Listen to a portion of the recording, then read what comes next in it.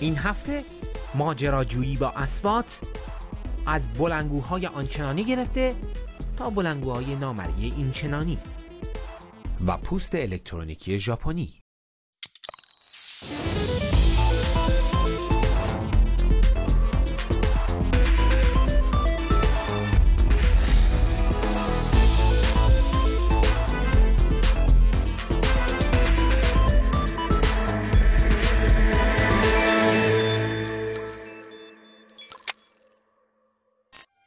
خونه‌های هوشمند از یک مفهوم صرف روز به روز فاصله می‌گیرند و به واقعیت نزدیک‌تر میشن.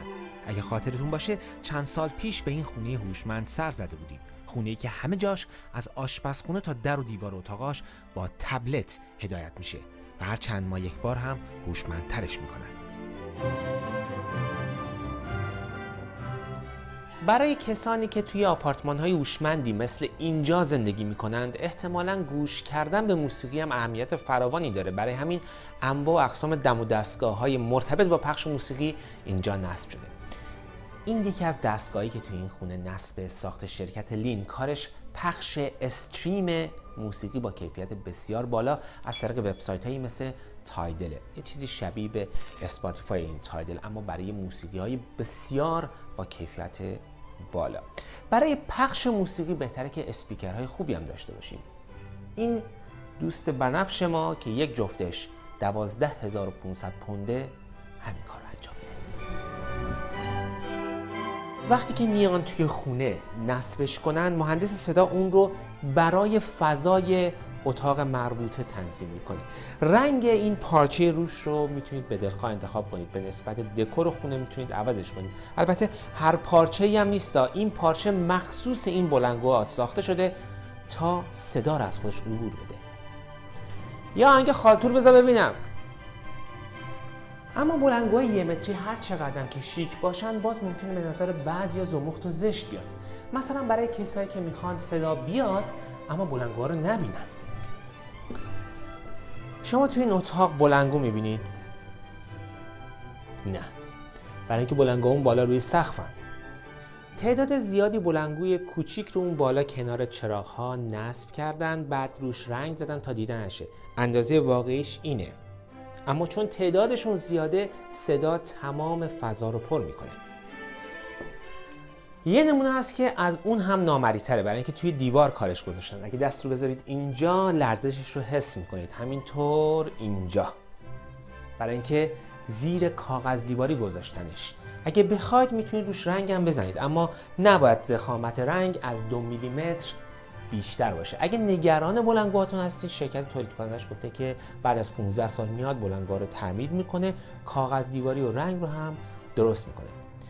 بله، اونایی که وسواس گوش کردن به آهنگ با کیفیت بالا رو دارن، حتی 50-60 هزار پوند برای یک هدفون خرج میکنن. 50-60 هزار پوند. برای کسایی که عاشق کیفیت بالا و خلوص صدان یا حتی به تعبیری روش وسواس دارند، هیچ محدودیتی در خرج کردن نیست. وقتی چنین افرادی رو در ژاپن پیدا میکنید، واژه ملت نامحدود معنای فراتری پیدا میکنه.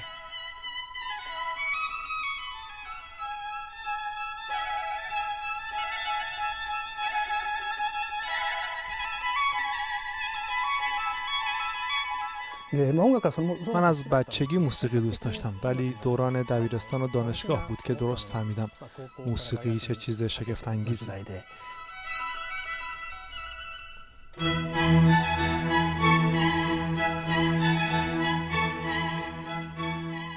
子供の頃からそういう音を聞いていたので چون از کودکی موسیقی گوش میدادم، گوشهام به نوای خوش عادت داره. میتونم بگم سلیقه‌ام خوب شکل گرفته.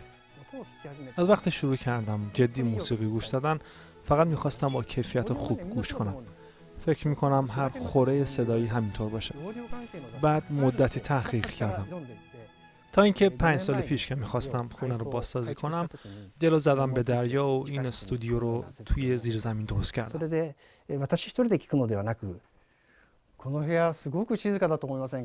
فکر نمی‌کنین خیلی بی سر و صداست؟ وقتی آدم موسیقی گوش میده نباید صدای کولر یا تهویه بیاد. این سیستم رو شرکت دایکی سفارشی برام ساخته. همین یه دونه است. فقط یه دونه تو دنیاست. اونم همینه. تا حالا حدود 25 میلیون ین یعنی $230,000 برای این سیستم صوتی خرج کردم. با پولی که برای خود استودیو خرج کردم میشه حدود 55 میلیون ین یعنی حدود $500,000.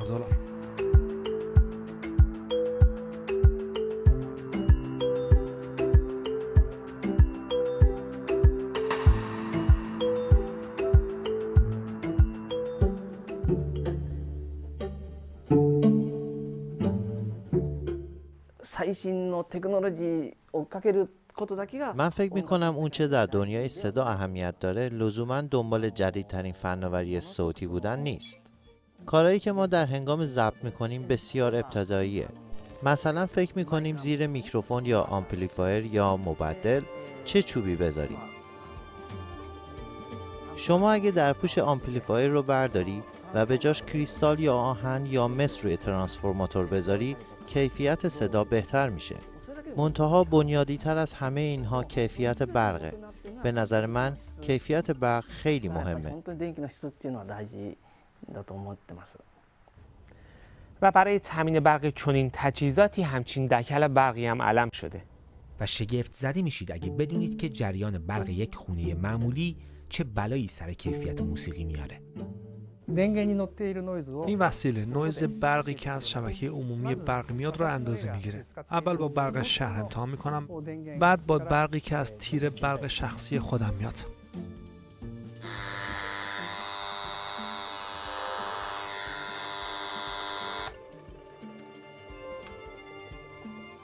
پس در جستجوی صدای خالص یوکیو به دنبال نصب دکل برق شخصی خودش رفته و البته تنها کسی هم نیست که این کارو کرده. خیلی‌ها به من میگن آخه تیر برق شخصی میخوای چیکار؟ جواب من اینه که مزه آبی که فیلتر شده با آبی که از چشمه یا از خود کوه برمیداری فرق میکنه.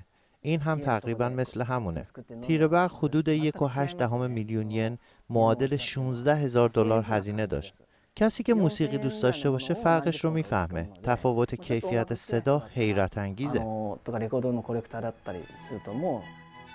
از 5 سال پیش که این استودیو ساخته شد، مردم از سراسر جهان به اینجا میان تا موسیقی خالص گوش کنند. آقای یوشیهارا بیش از 150 جلسه آهنگ گوش کردن گذاشته و سازمان‌های موسیقی مختلف از این فضا برای گوش کردن به اپرا، سمفونی و جاز استفاده می‌کنند. اما آیا این تهشه؟ هنوز کلی کار میشه کرد. دوست دارم تا جایی که میشه کیفیت رو بهتر کنم. همین صدای فعلی هم مشکلاتی داره که میخوام رفعش کنم. فکر کنم تا روز مرگم مشغول باشم.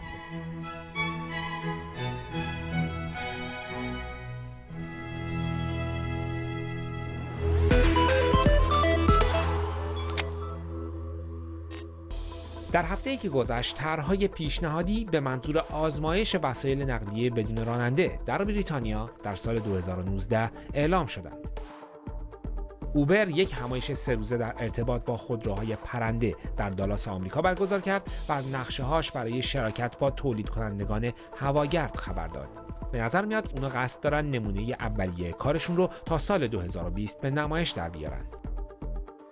در آمریکا پس از اون که زنی مدعی شد بعد از آتیش گرفتن دستبند فیتبیت فلکس توش دچار سوختگی درجه 2 شده، تحقیقاتی درباره این ماجرا آغاز شد.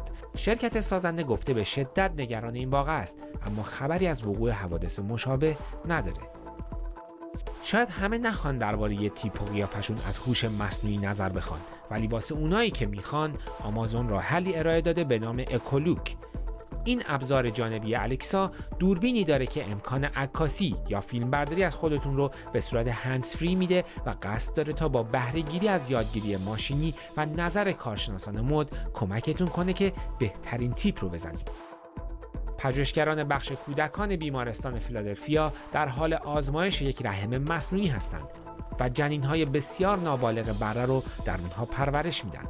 این محفظه با مایع آمنیوتیک مصنوعی پر شده و به نظر میاد که تونسته برای 4 هفته جنین‌ها رو در خودش پرورش بده. البته برای آزمایشش روی انسان باید پژوهش‌های بیشتری انجام بشه.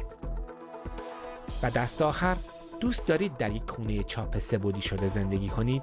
پژوهشگران MIT شیوه‌ای برای چاپ سه‌بعدی ساختمان‌ها ابداع کردند و انتظار میره ساخت و ساز به این شیوه سریعتر، ارزونتر و قابلیت شخصی سازی بسیار بیشتری داشته باشه. پژوهشگران در طول 14 ساعت بنایی به قطر 15 و ارتفاع 3.6 متر ساختند. و معناش اینه که چنین شیوه‌ای در عرصه احداث سریع پناهگاه در مناطق دوردست مصیبت زده یک راه حل تازه باشه.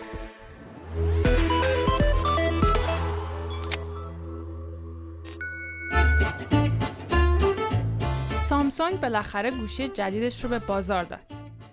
برخلاف همیشه که تو کنگره جهانی موبایل و یا همون موقع‌ها گوشی جدیدش رو رونمایی می‌کرد، این بار کمی تأخیر داشت که قابل درک هم هست. چون S8 علاوه بر این که باید جایگزین S7 میشد، مسئولیت پاک کردن خاطرات بد نوت 7 که باتریش آتیش میگرفت رو هم به گردن داشت. پس باید یه گوشی حسابی باشه.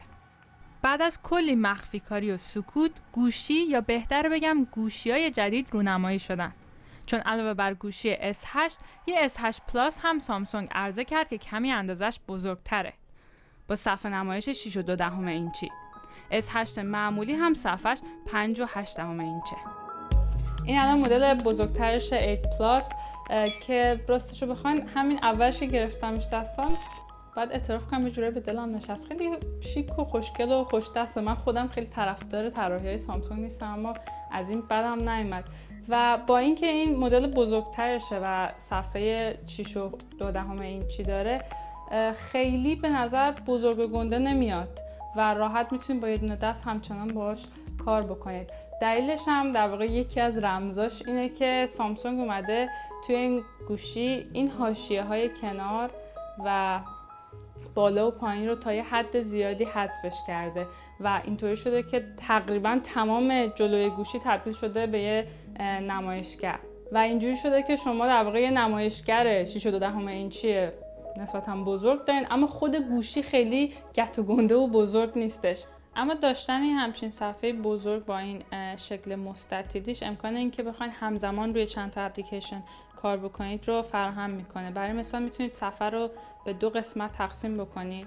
مثلا این بالا یه دونه ویدیو یوتیوبی بذارین براتون پخش بشه و این پایین میتونید مثلا ایمیلاتون رو همزمان چک بکنید، یا اینکه میتونید این پایین همزمان دوربینتون رو باز بکنید که فیلم بگیرین. به به، الان خوراک دابسمش بازا جور شد. اما برای اینکه این گوشی سر تا سر جلوش تبدیل به نمایشگر بشه، خب قطعا سامسونگ مجبور بوده این دکمه هوم رو از این پایین حذف بکنه و آورده منتقلش کرده به این پشت که الان شما اگه بخواید گوشی رو با اثر انگشتتون باز بکنید باید اینجا رو لمس بکنید.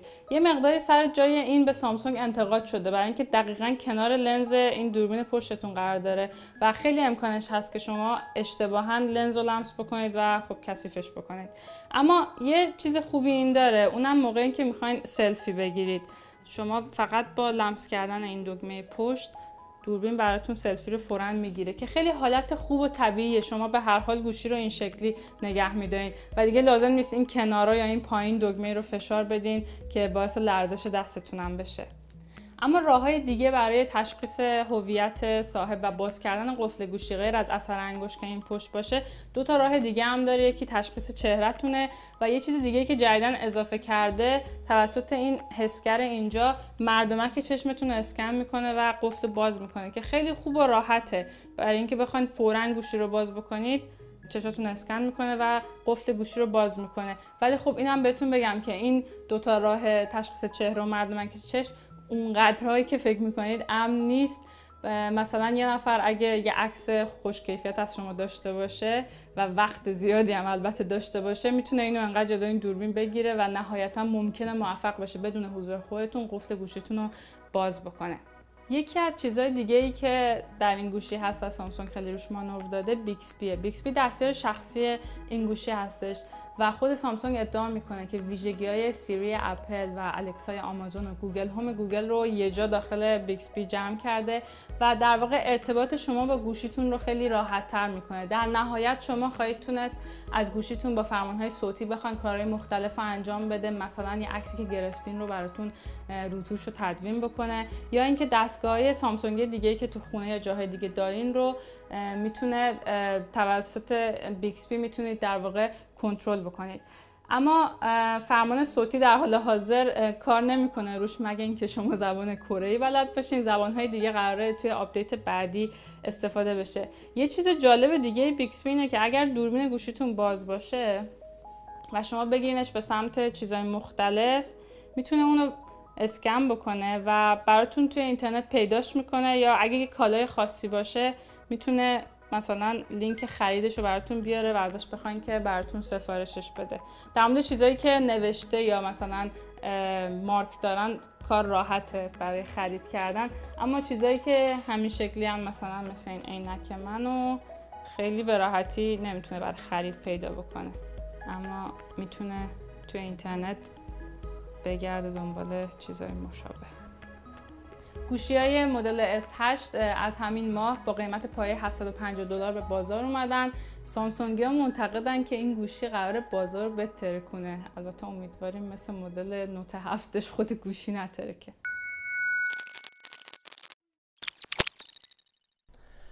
بخش بعدی درباره یک جادوگری که هم خواننده بوده، هم مهندس صدای گروه‌های موسیقی مشهور بوده و هم چند تای جایزه گرمی برده. اسپنسر کلی رفته سراغ برایان اینو تا نگاهی به آثار هنریش بندازه. امروز اومدیم سراغ یه جادوگری که گوی‌های شیشه‌ای دوست داره، چند تای گرمی برده و کتاب زیاد میخونه. جادوگری به اسم برایان اینو. ترجیح میدم طرز کارشو به کسی نگم. به کسی نمیگیم. بذار بزنمش به برق. بفرما. بذاریم سر جاش. اینا رو از تو بلندگو در آوردین یا خودشون بلندگوان؟ بلندگوان، کار میکنن.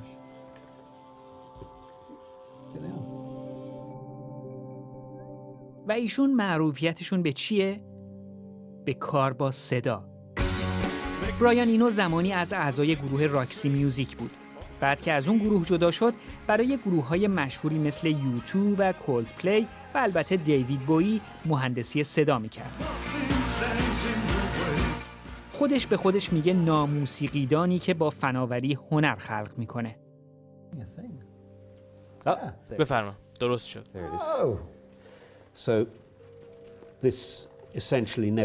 تا ابد هم نگاش کنی 2 تصویر مثل هم بیرون نمیده. مدام تصویرهای جدید خلق میکنه.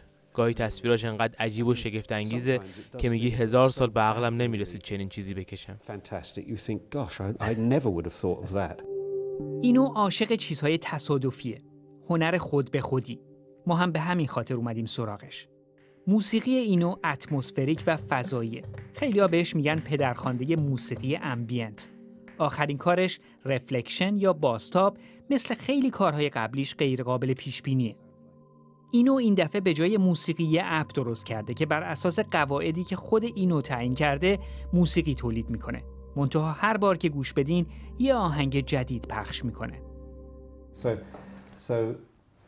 14% نوتای آهنگ که تصادفی انتخاب میشن 3 نیم پرده میان پایین.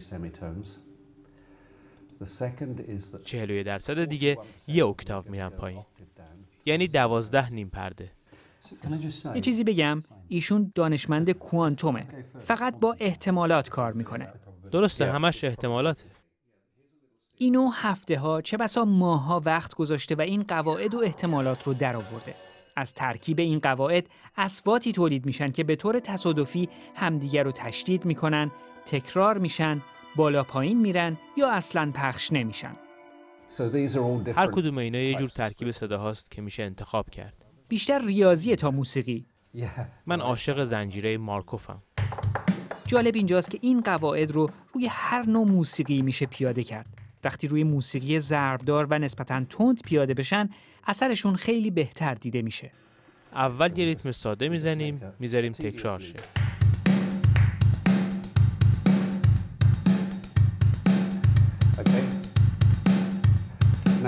خیلی از آهنگایی که مردم میسازن روی همچین ریتمیه. تغییرم نمیکنه. همینجوری تکرار میشه. حالا من بعضی از این قالبایی که تعریف کردم روش اجرا میکنم. مثلا اول میگم بعضی از ضربا رو نزنه.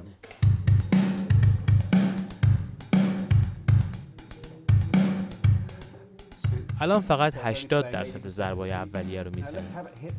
حالا اون وسطا یه ضرب اضافه میکنیم. همینجوریش هم درامر بدیه. میدونم راستش تا همینجاش هم به نظر من خیلی جالب تره. ضمن ادای احترام به اون ریتم اولیه البته. موافقم. صداش رو انسانی تر میکنه. میتونی هر چی میخوای بهش اضافه کنی.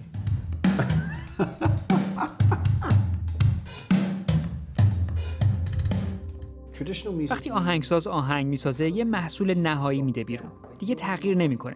ولی شما انگار به جای محصول فرایند آهنگ در مغزتون ساخته میشه و اون خود محصوله. انگار میگین دوست دارم حدوداً اینجوری باشه. درسته. ولی اگر هر بار اجرا میشه عوض شدم ایرادی نداره. قشنگ توضیح دادی. در واقع دارم سعی میکنم با این نرم افزار یه نسخه از خودم عرضه کنم یا یه نسخه از سلیقه‌ام. کلاً همیشه دنبال شناختن و جابجا کردن مرزهای سلیقه‌ام و یکی از راه‌های کشف فضاهای جدید همین خلق تصادفیه. یکی از تخصص‌های اینو ترکیب کردن چیزهای مختلفه. یکی از معروف‌ترین کاراش کارت‌های اوبلیک استراتژیزه. یه جعبه است پر از کارت‌هایی که روی هر کدوم یه راهکار برای حل مسئله نوشته. راهکار در ظاهر آدم رو محدود میکنه ولی باعث میشه فکر آدم به کار بیفته. دستورالعمل‌هایی رو که استفاده میکنین کشف میکنین و بعد کنارشون میذارین.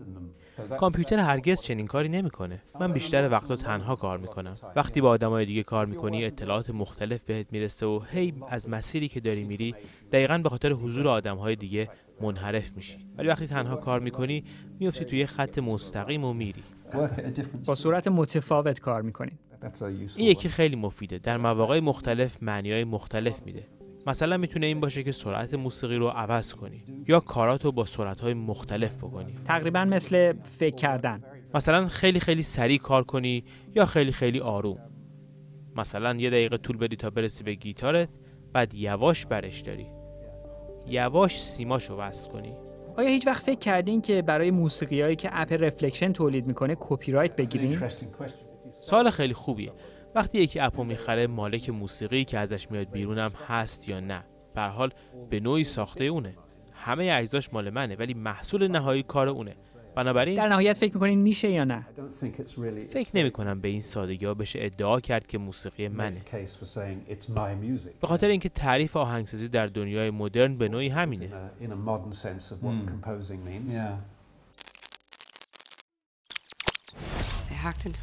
و حالا بریم سراغ سایبورگ یا موجودات زنده‌ای با هر دو اندام طبیعی و مکانیکی. طبیعتاً وقتی هالیوود تخیلی میسازه انقدر تخیلی میسازه که هیچ ربطی به دستاوردی علمی امروز نداره. They did not save your life. They stole it. واقعاً نداره؟ دن سیمونز برای جواب این سوال رفته سراغ پروفسور سومیا در دانشگاه توکیو در ژاپن.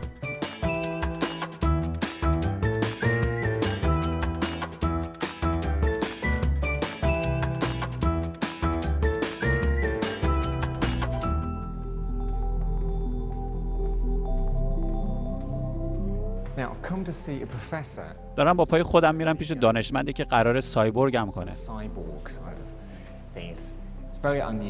هر روز برای آدم پیش نمیاد. اساساً خیلی به ندرت به کسی اجازه دادن از این ماجرا فیلم برداری کنه. همینجاست توی این اتاق.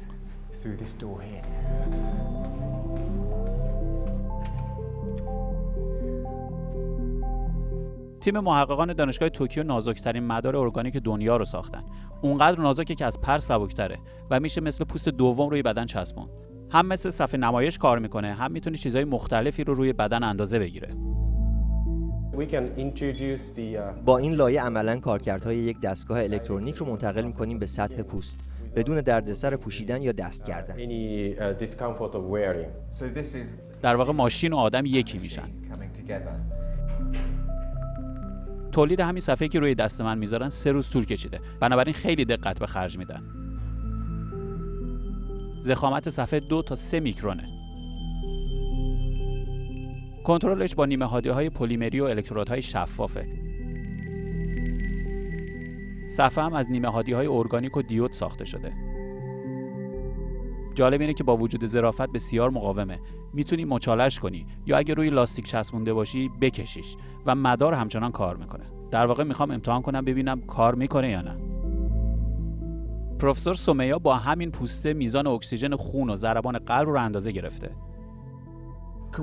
میشه بیرون خونه هم ازش استفاده کرد؟ مثلا باش بدوی خراب نمیشه؟ الان خودتون میبینید. دستتون رو اینجوری کنین لطفاً. متوجه شدم. به این ترتیب هیچ مشکلی پیش نمیاد. درسته، منعطفه. بله، کاملا منعطفه. فکر میکنین بشه 2-3 روز یه بار عوضشون کرد؟ چرا که نه، اگر بتونیم به اندازه کافی ارزون تمومش کنیم حتما میشه. مثلا میری دوش میگیری، قبلی رو میکنی، اومدی بیرون یه دونه جدید میچسبونی.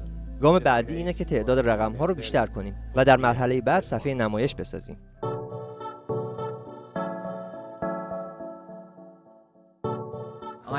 فکر میکردم باش فعالیت کنم خراب میشه، ولی هنوز سالمه. الان صفحش فقط یه عدد نشون میده. فکر میکنین در آینده چی بشه؟ گام بعدی اینه که تعداد رقم ها رو بیشتر کنیم و در مرحله بعد صفحه نمایش بسازیم. یعنی مثلا ممکنه 1000 پیکسل داشته باشه. بله، صفحه با 1000 پیکسل از نظر فناوری شدنیه. روی دست آدم؟ بله. یعنی میشه باهاش با یکی دیگه صحبت کرد؟ بله. میگم سلام مامان و تصویر مامانم روی دستم ظاهر میشه. بله. بله. بله، در آینده خواهد شد. شاید 4-5 سال دیگه. ولی مهمترین مسئله طول عمر صفحه است.